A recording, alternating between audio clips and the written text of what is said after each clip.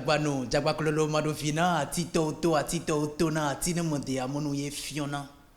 Nous petons pena noa had kao, nous koto de mo kona anyigban, nous ne keto futo biakbo, agbelengbe, agbelengko, nous benu masak bedo sak bedo benu, a chai doa chekbe ya mangbenyon, amai doa mangbe, ya mangbe agnon. Je suis un Africain, je ne m'en excuse pas. Je suis de culture vaudou, je ne m'en excuse pas. Je ne suis ni slameur, ni penseur, encore moins un poète. Je suis juste moi, Amak Beignon, le pouvoir du verbe. Tout a commencé par le rap, mais avant l'écriture. Parce qu'enfant, j'ai tôt perdu mes parents et j'ai trouvé en l'écriture, en l'acte d'écrire, une sorte d'échappatoire pour véritablement évacuer mes bobos de cœur, mes émotions, mettre des mots sur mes sentiments de l'instant, mes douleurs muettes et tout. Après, j'ai rencontré le rap au collège par le truchement des groupes de l'époque, notamment Diamant Noir, Nasty Nesta, Blasphème, Hardies et j'en oublie.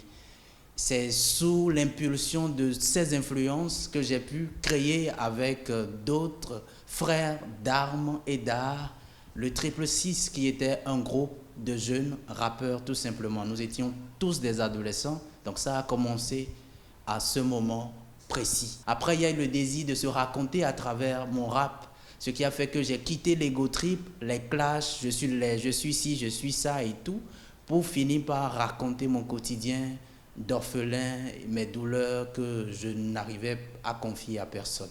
Il faut dire que c'est le moment où j'ai rencontré l'histoire d'Haïti, l'histoire de la révolution haïtienne. Cette histoire était totalement à l'antipode de ce qu'on m'enseignait à l'école. Et j'ai senti vraiment le besoin de raconter cette histoire, de combler le vide laissé par l'école, afin de faire en sorte que mes compatriotes et moi, nous puissions être portés par une conscience patrimoniale et identitaire. Alors, ma musique, que j'ai intitulée d'ailleurs le slam vaudou, se veut être un carrefour où se rencontrent les cultures du monde. Un carrefour où la poésie panégérique rencontre la poésie slam. Nos langues nationales, le fon, le minant, le wachi, cohabitent harmonieusement avec la langue française et l'anglais. Tout ça dans le but de construire une conscience patrimoniale et identitaire chez les Africains d'ici et d'ailleurs, mais aussi et surtout dans le but de faciliter le dialogue interculturel et interreligieux. Les vendredis soirs où j'avais le droit de regarder la télé avec papa, il changeait de chaîne dès que les acteurs semblaient vouloir vivre au lit les mots qu'ils n'osent pas. Je me souviens de son regard qui me disait « Tu es trop jeune pour voir ça ». En silence, je le quittais avec pitié, me disant « Si seulement tu pouvais savoir, papa ». Ça fait 10 ans que je travaille sur mon premier album intitulé Vaudou Christ. Vaudou Christ, c'est l'album qui restitue mes 10 ans de recherche dans le vaudou et sur l'histoire méconnue et surtout le rôle méconnu que le vaudou a joué dans l'abolition de l'esclavage.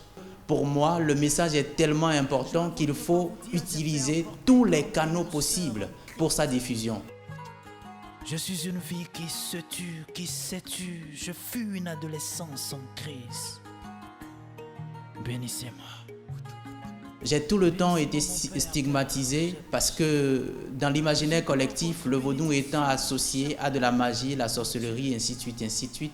Donc je n'ai pas rencontré vraiment les personnes qui ont su comprendre tôt ma vision et le côté fédérateur de mon travail. À part, paix à son âme, Da Oscar Kidjo, le frère aîné de notre diva internationale Angélique, qui a eu à me dire à un moment donné à Manguignon, je te vois venir et je t'encourage fortement.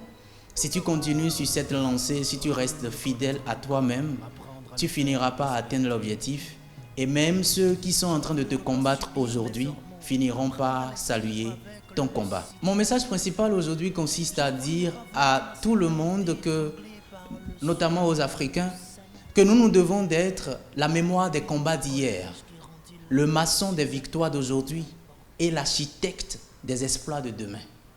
Nous gagnerions à faire en sorte que notre voix puisse compter dans la gestion du monde. Et ça, c'est en nous reconnectant avec nous-mêmes, avec l'histoire de nos origines, la grandeur de nos traditions.